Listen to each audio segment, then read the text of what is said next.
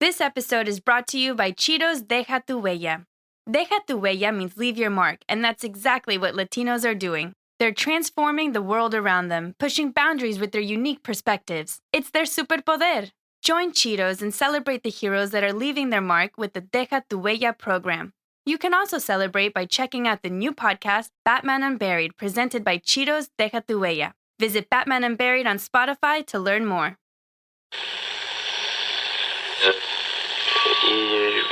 Empire.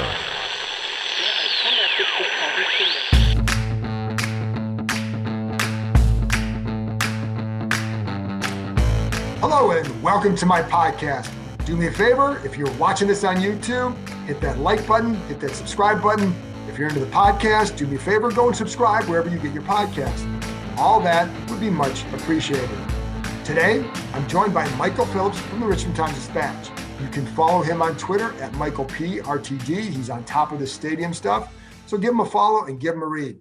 We're going to get into Chase Young missing OTAs. Is it a big deal? Is it not? We're going to get into Terry McLaurin, the contract discussion.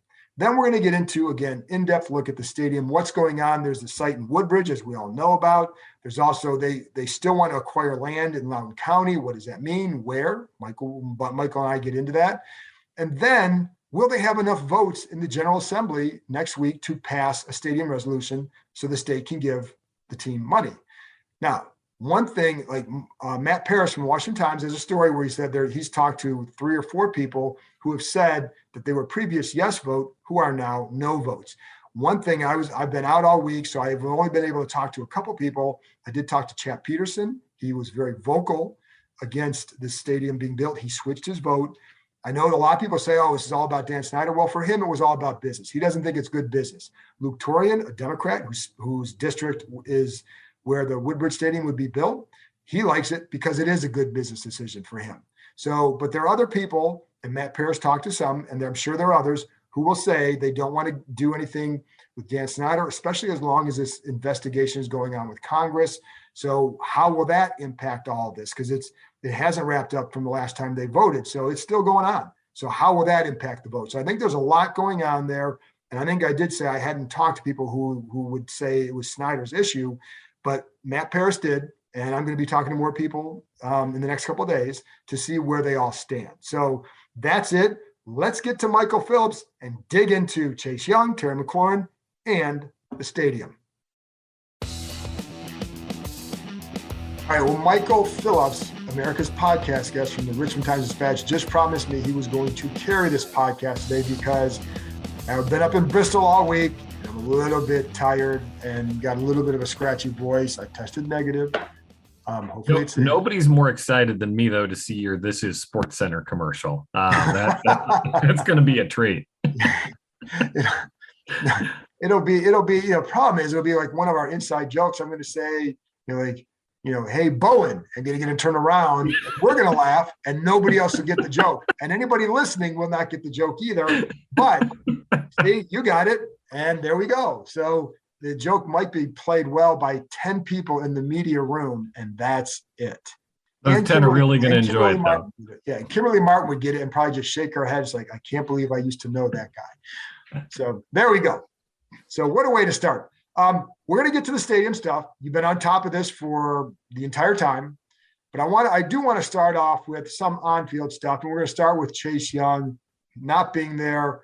Like I told people before, I was not out there Tuesday. I know he wasn't there. I know he's rehabbing. I'm curious, what's your sense? What is your sense, or what do you think about him not being there this time? A little bit different than last time. I'll get into that in a minute, but go ahead.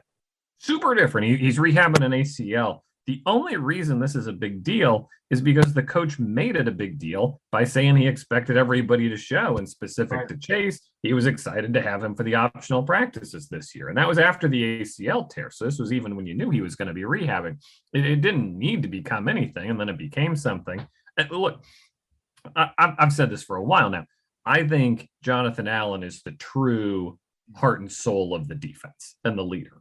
The problem is Chase Young is your most prominent player, your most marketable player, your most guy who's out there player, the guy who's moving jerseys. And so there's an expectation on him to take that mantle as well. I think the sooner we get to Jonathan Allen is the leader of the defense, not Chase Young, the sooner we can get to the point of like, okay, yeah, he's going to do his thing. Would it have been nice for him to be there? Yes, that would have been a tremendous boost for everybody. Could he have stopped by for 10 minutes knowing it was the day the media was there and then bounced right after? Yes, he could have done that. But to me, it's only a thing because the coach made it a thing by saying he was excited to have Chase there. Well, it's funny. I did talk to somebody else who knows some of the players who said the same things. Like, I don't know why he was saying that, because there was always that chance. And my understanding, first of all, we know he's out. Last year, I thought it was a bigger deal because he was healthy and he was off in part doing commercials. And again, it's a voluntary session. I always say that. But I'm just talking about from a coach's perspective, why it was a bigger deal. And they wanted him to be there to learn the defense, to go through the stuff they're installing, because I think they felt like some guys were behind when they came in August. And so I think that's why it was a deal there, but I think, or a bigger deal. And then you're coming off a year where you're the leader and a face, you're the growing face of the franchise. Okay, this time, I think it's a deal, not a big deal, but a deal in that we know he's out there rehabbing in Colorado. He's got to rehab that knee. If he doesn't get that knee right, then him doing anything isn't going to happen this year. So he's got to get it right. Von Miller, my understanding is, worked out with the same guy. So a lot of guys trust him. We know some of the issues that people have had with the training staff. And I know Al Bellamy is a new head trainer. I actually knew Al back in the day when he was here the first time with Bubba Tyre. I think he's a good trainer, but there's been a lot of mistrust with the trainers. So you can see it from his perspective that he's rehabbing a knee, wants to continue what he's doing. It's going well. But from the coach's end, I think some of it is, we want to see where you're at now. And, we want to see where you're at on the field with these guys, just to see, not that he's going to be going in full team stuff or anything like that, but you know what I mean? So I think there's I can see the sides. I don't think it's the same uproar, or doesn't deserve the same uproar as last year.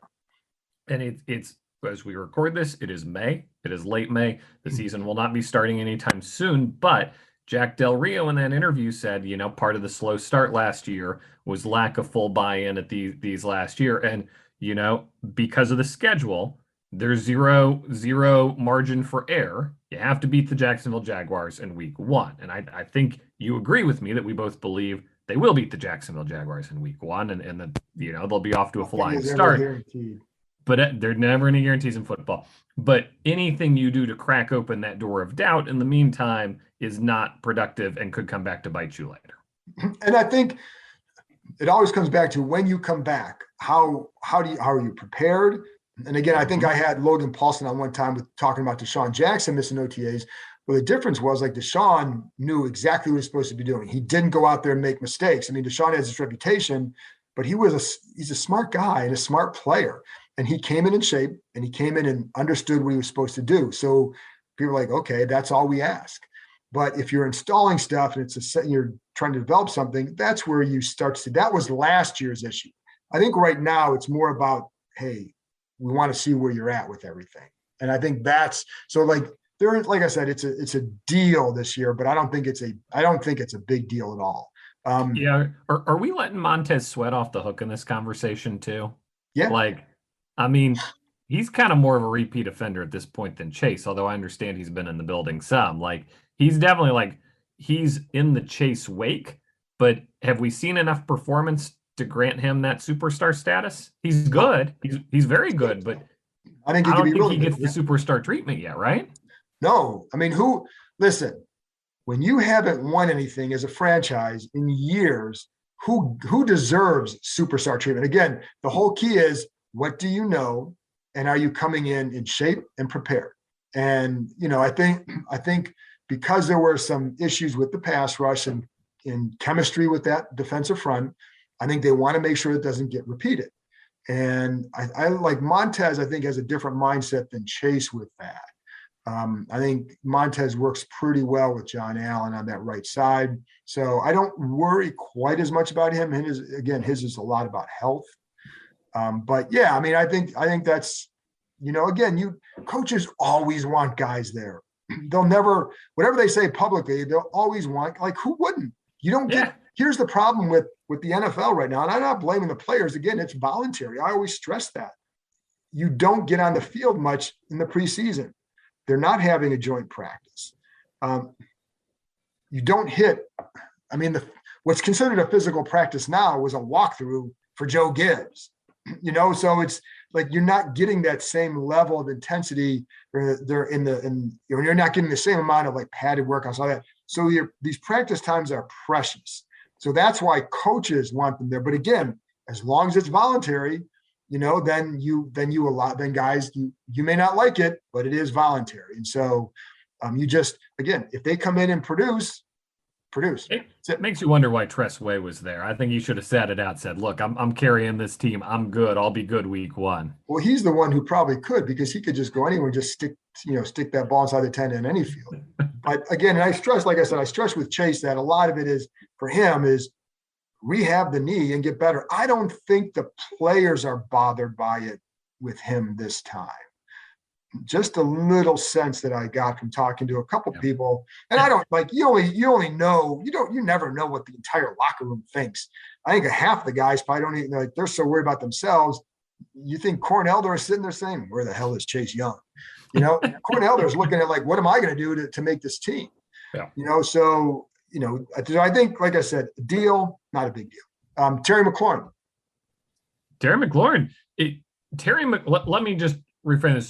So it is quick. Terry McLaurin not having a legitimate contract offer on the table is a big deal. And that reflects on the team, not Terry McLaurin. I think Terry McLaurin is perfectly justified to say, holy cow, what do I need to do to show you guys to put this piece of paper in front of me? And look, we've seen this. We saw this with Jonathan Allen. We've seen this with the way this organization handles things. They wait until the last minute to do a lot of slow playing. A lot of slow play. He's the guy you want to have here. It's a position where every 10 minutes the price goes up. I don't get this. And it's the way they do business, and sure, but why are you not getting a legitimate offer in front of Terry McLaurin as quickly as humanly possible? I mean, unless it's a bank account issue, I just don't understand this at all. Well, there has been dialogue. So sure. I think, and so I think the sides know who are you comping them to and who are you comping them to. And that's where you're going to, if McLaurin's side is going to say, well, listen, AJ Brown just got 25, there's the floor right there, or there's the price. Mm-hmm. And then these guys I know are going to say, but he got traded. So his value goes up because the Eagles have to sign him, because otherwise, what'd you trade for him for? But then you look, so like, where is it? Is DJ Moore the comp, right? From Carolina, he is not making 25. He's making several million less. Or is it somewhere in between? And I think that's where with Allen, they felt like they had a good comp, and it made it a lot easier to get it done. I think that's part of the problem here is like, do they agree on who his comp is? And that's, but again, they slow played J.D. McKissick and almost lost. They wanted to keep Tim Settle if possible, but they really didn't do anything there. Another slow play. So all along, you hear confidence, but you've got to get it done. So if you had, and I can't remember where I was on with, like, what's your confidence level in this? Out of a 10, what's your confidence level that it would get done? I've been at an 8. I still say 8. I still think they have to get it done, so right. It will get done, which is part of why I don't understand why it's not getting done. His value here is immense. And that's the one thing I will say, like, I do think I'm with you on the 8, and it's because you never know, which is why there's not a 9 and 10, but I do think that there's motivation on both sides. I think the value that one holds for the other, like, they need him really bad because the fan base loves him and you can't afford to lose him. You can't. I think they understand that. I mean, he's been part of the promotional stuff all off season. I also wonder if Terry's not a little bit more valuable here than he might be somewhere else because of how the fans have embraced him. I mean, he is the guy for fans, and I don't blame him. He's what they want to see. And they feel like, hey, you got something here. You can't let him go. So I think it will get done. The way this receiver market is that you have to get it done because those receivers are not, they're not cheap. And Terry's the nicest guy in the world. We all know that. But right. Man, if it doesn't get done and week 1 kicks off, you have no choice but to go into the franchise tag spin cycle, which never ends well. And it's happened so many times. You see it coming. It's almost a 3-year just death march on the tag, and nobody's happy. But you're only basing that on Kirk Cousins and Brandon Sheriff. But yeah, no, where are your data points though, Phillips? Come on. I mean, it's just 2 in the last 7 years. I mean, come on.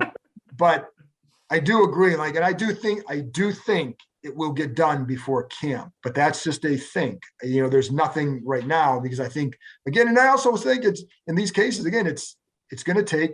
It always takes 2 sides. I mean, these guys have to make the right offer, but they also have to. Do they view things the same way? That's when it gets a little bit tricky. Let's go to the stadium talk. Let's do it.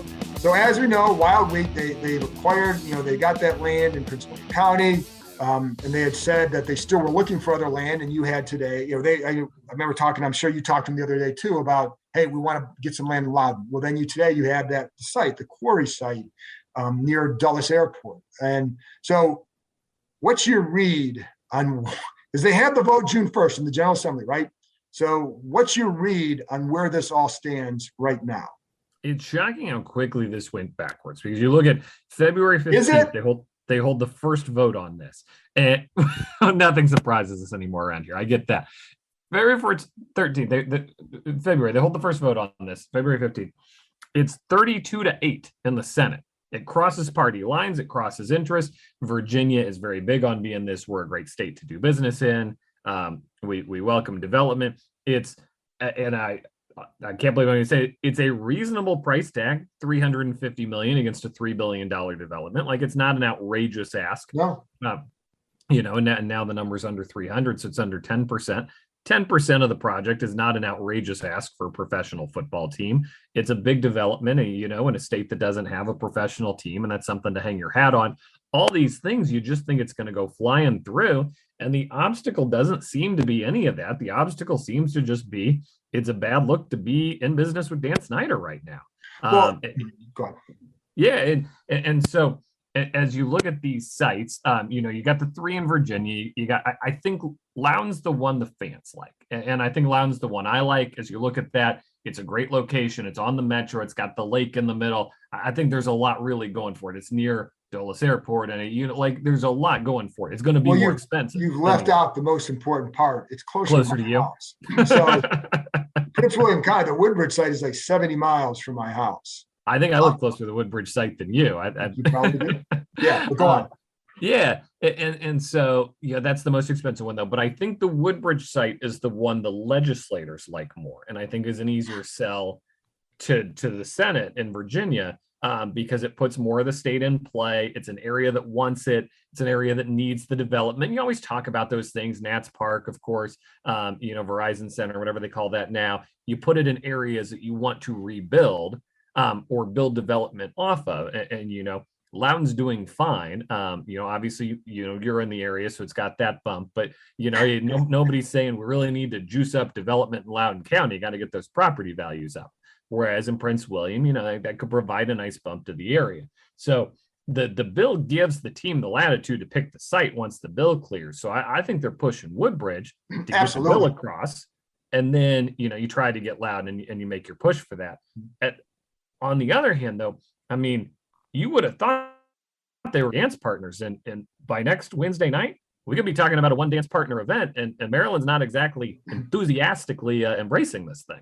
No, because there's not like they're giving them the money. They're going to control some of that development around them. Very much so. And that's not what these guys want. But Woodbridge really is that number one site right now. And, RFK, I know, just as an aside, and RFK is not a viable spot right now. It's not. And it's not even because have a soundboard where you push the button and play the little, here's why RFK isn't a viable spot. We've said this so many times that no matter how many times I say this on your podcast, the first comment on the package is going to be, oh, they should put it at RFK. People would like that. Yeah. And it surprisingly, because about 1 million people are going to listen to this. So, you still think, but yeah, no, because it's federal government owns the land. The city would like them there. The team would like to go there, but the government has to either give them or sell the land or lease to them. And then the DC council has to agree to things. There's so many hurdles to this. It's not like everybody just says, oh, okay, let's just give them the land and move on. It's not going on. So that's not the viable option. One thing I did want to go back to about being in business with Dan, And I bring that up because I did talk to Chap Peterson today. Chap Peterson is a state senator from Northern Virginia. And he created, if you want to see what it said, he put out a statement that, you wrote, sorry, I put something out on Twitter. Wild statement. It is. And, I will say, like, he was a Redskins season ticket holder, gave up the season tickets.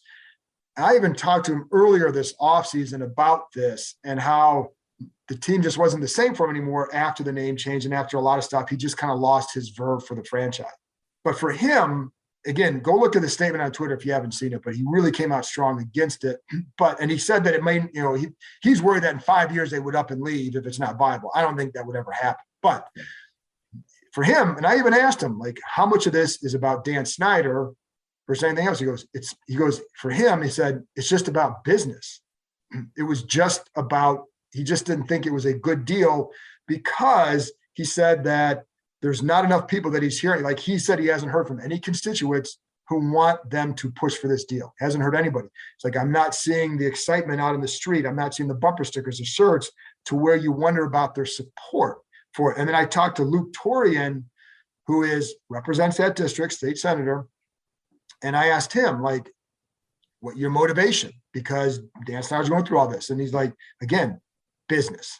Now, I'm sure there are definitely some. Have you heard from some who say, I don't want to be in business with them? Yeah, certainly it's bad business to attach your name to, I think this guy is a jerk, when you're going to be voting on him next week. But, it's a cumulative effect of these investigations and certainly, I'm blanking on the delegate's name. He introduced an amendment, in the first round to say, hey, here's the money, but if, this Mary Jo White investigation comes back with something, right, we can pull it back, adding in safeguards against it. What's funny is at the time, Chap Peterson voted that down. He said, we're not, it's just business. We didn't, right. He said, we didn't investigate Jeff Bezos when we gave him money for Amazon. That's not what we do. Which is why surprising. That statement felt very personal. He was a man whose team has been taken from him. Well, no doubt.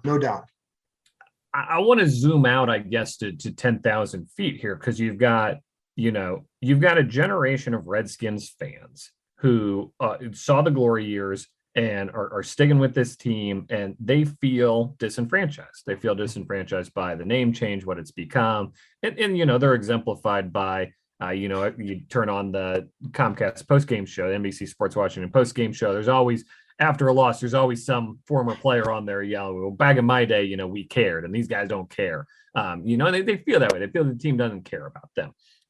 And from a strictly business perspective, if you're Jason Wright, it does not make sense to chase that money because they are generally older. And, while they were fans, they haven't been coming to the games. The attendance numbers prove that out. It doesn't make sense to go try to recapture that, especially in this new name era. Then you've got the lost generation of fans. That's everybody, in their 30s right now, their 20s. They haven't seen anything notable at any point ever. Because they didn't grow up as fans. You go to a high school now, and this, you ask, your kids' high school friends, what team do you root for? They're not into it. Like, they're going to root for their dad's team or their fantasy team. Yeah, there's no reason, and they're not driving to FedEx. That's forever away. That's not what they're going to do on the weekend. So you've lost those fans. Maybe you try to recapture that energy, but by the time you're in your 30s, it's too late to become a diehard fan, and establish those memories. You've almost got to start fresh and reboot this thing. You've got to try to make Commanders fans now. It's weird to have an NFL team in that spot, but it is like an expansion team in a lot of ways. They're in the customer acquisition business, not the customer retention business, which is that they need to make some Commanders fans. And I think it's going to be a very difficult task. And I do think, though, Virginia is the best place to do that. And I think Woodbridge is a good place to do that because it's an area that hasn't been able to latch on to something and attach to something before. It's also the second largest county in the Commonwealth, as everybody will say. But, it's funny, Michael, because I grew up in Cleveland. That everybody knows that. Well, maybe not everybody, but they do not. The Indians changed their name to the Guardians, but they look the same, same colors. They didn't do all this, matte batting helmets and all that, which some of them look kind of cool, but they didn't change. Like, they changed the logo, but when you're looking at them, the script looks the same. they're not moving, and it's like while they've been successful by and large. So I know there's some people who were turned off by the name change, but when I'm watching them, I'm not thinking like, oh, then it's a new name. I'm thinking like, okay, Jose Ramirez is awesome, or what the hell happened to the pitching? I thought it was going to be good. I don't think it's going to be that easy of a transition. I don't think it will be I know there's a lot of people who are listening to it. You guys are diehards, I'm sure. But like, if you want to capture that, you are going to have to build it. And do you think winning, Jack Del Rio tweeted that winning is always enough. Go check out Jack's tweets. Yeah, Jack tweets a lot of things. Yes, he does. Do you think winning will be enough, and how much winning will it take if they move down there, to then generate the kind of enthusiasm that they once had? Well, and I think the design of the stadium is very important too. It's got to be a place people want to go, that's going to have a nice atmosphere, and it's going to be bumping. Because I do think I think even if these guys make the playoffs this year, which I think is very much in play, I think a lot of us are going to predict that going into the season. I don't know that that's going to be enough. I'm just trying to predict who's going to sit out the final game against the Cowboys. It's, there's still going to be, that apathy because of the FedEx fan experience. And the one thing we have to say is Dan Snyder didn't build FedEx Field. That's not, he owns that problem, but it's not his problem that he created. And so it's very important, atmosphere is so much of this. But I think people are shrugging their shoulders at, oh, we're going to win 10 games. Oh, we're going to make the playoffs or whatever. I think to really bring the excitement back, it's going to take, electric players like RG3 certainly was. I'd say the last time this town really got behind the team 2012 was 2012, the Robert year. Chase Young could be that guy, but he could also not be that guy. Carson Wentz could be a good quarterback. He could also just be a fine quarterback on the way station, to whatever's next. It's to me, it's a cultural thing where, they've just taken so many slings and arrows here that right. It's going to take far more than a season or two to bounce this thing back. I think it's going to take some playoff wins too, because you're going to need to, and it can't be a couple 9-8 seasons. It's got to be, hey, you got to go out and win 10 games and then win a playoff game and then win 10 more the next year. Because that's always been the problem with stop and a start. Like, they go out and win the division in 2015. People start to get excited, and then they lay an egg against the Giants in the finale. Like, that was you look at it like, it's almost like you almost look at it like a demarcation line for this franchise. Like, that's one of them, because if you could win that, and maybe if Kirk doesn't lay an egg in that game, what happens? But he did. So here we are. But I do think it'll take a little bit more than just, hey, they have an above average season to get people back. When I came here, Michael, it was like in 1991, I was here, wasn't covering them, wasn't a fan of the team or anything like that. But what I liked is the enthusiasm that was in the city for the team. And you could see how much they captured everybody. And when I was talking to Chap Peterson, he's like, listen, I still remember being in high school in like 1983, and Fairfax County schools canceled school to go so people could go to the parade. I mean, that's how much they captured them. And so, like, it's been a long time. They have to do that, and they have it. And I hope they know that it's just not going to be, you can't just say, hey, it's steady progress. You've got to go out and do something to grab them back in. Yeah. And look, I mean, the business side has not helped things. They treated the fans like an ATM for 20 years. They did not see this as an opportunity to engage with the fan base. For a long time, it was, how can we get more money out of you? How can we charge you more for parking? How can we make this experience more profitable for us? How, they opened that silly restaurant in One Loud that served bad food for $30 a plate. Like, they just that went under in a hurry.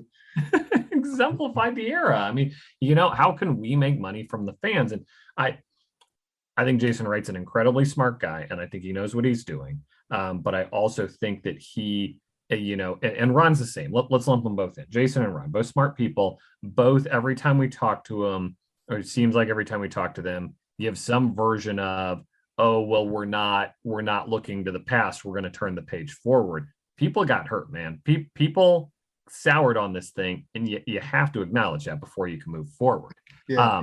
What we're seeing is, I think the inevitability of this bill in Virginia, was partially because, this team's invincible. They can do whatever they want, the economic development. Once somebody stands up and says no, all of a sudden you're seeing this just run to the door of people. Like, oh yeah, I'm a no too. Wait, why am I a yes on this? It kind of punctures that feeling of inevitability. And, when I talked to Peterson, I even asked him, well, he said, I asked him about the vote that you talked about in the wintertime. He said, I think that the support was not as strong as the vote made it appear. He thought it was more tepid, but the number was pretty big. And then the other thing I asked him too, like, okay, what happens if it doesn't pass now? And let's say, because if it doesn't pass, like, I don't know that they're settling on a stadium anytime soon. If it doesn't go, I don't know that they would go to Maryland, even though I know some people would love to develop over at PG County. But what if, like, I even asked him, like, what happens if the team goes out and has a winning season and they're pretty good? I said, would that influence you? Because for him, again, it was more about capturing the community. He said, maybe it would. So I wonder. And then plus, like, if they can get finally to the season where the focus at some point, maybe for the first time in a few years, is just about on the field. If the congressional stuff is over one way or another, if the owners are like, hey, we're not going to vote, or we are going to vote, whatever. If they vote them out, it's not going to be over for a few years. I hate to tell people, but it won't be. Sure. But like, what I'm saying? Like, so if you can get back on the field, like a couple of years ago, Michael, during Ron Rivera's first year, I thought we got to that because the stories with Alex Smith and with Rivera, I thought they became, for the first time in a while, a likable team. So they need to find a way to get back to that. And, I don't know if they'll ever be a likable team because of how people perceive the owner, but, so I don't know. We'll see. There's that feeling of not wanting to buy in on something in limbo either, where, there's just so much uncertainty around everything, right? That, you don't want to sign yourself up for that as a fan. If you're a fan and you live through it, like, man, I don't have to tell you you're from Cleveland. I root for the Kansas City teams. I get that, like sticking through your team in the period of transition and when they stink and all that. But buying in now, like, why would you buy into this now? Right. You got to give them a reason. And this season is give them a reason. Give them a reason to buy in. You want to capture them again, give them a reason. Go out and win those first two games. Get people to say, oh, maybe, and look good doing it. Look good doing it. Go out, win those games. And then maybe people start to say, oh, maybe it's a little bit different. So it's going to be it's never going to be this big rush. It's going to have to be, listen, in 2012, after that year, there was huge excitement going into 13 because of what they did. And, there are people picking them to go to the NFC Championship game because why not? So. Yeah, and they did. I regret nothing about that. No.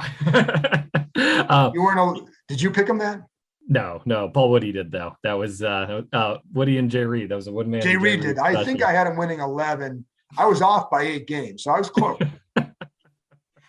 I guess my last point of the Virginia thing would be it's so important to get Virginia across the finish line because it's one bidder right now. It's just Maryland. Right. And that means Maryland's going to call 100% of the shots in that development process. You got to get a second bidder in there. We saw Ron Rivera tweeted about it earlier. Like, you think that was accidental that Ron Rivera woke up this morning really caring about this Virginia vote next Wednesday in the House of Delegates?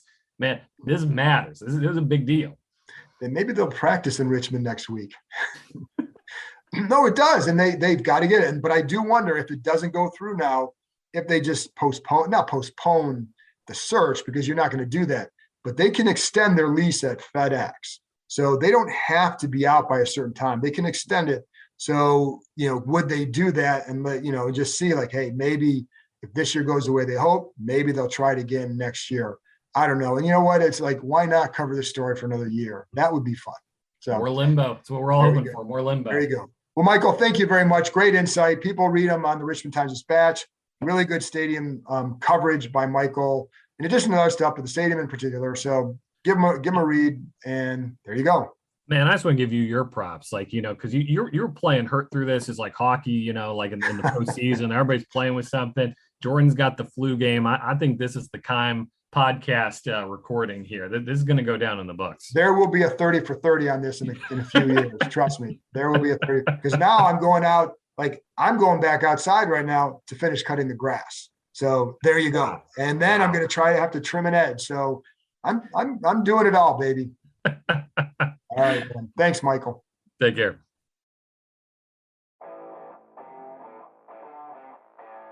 That's it for this episode. Thanks to Michael for joining me, and thank you, as always, for listening.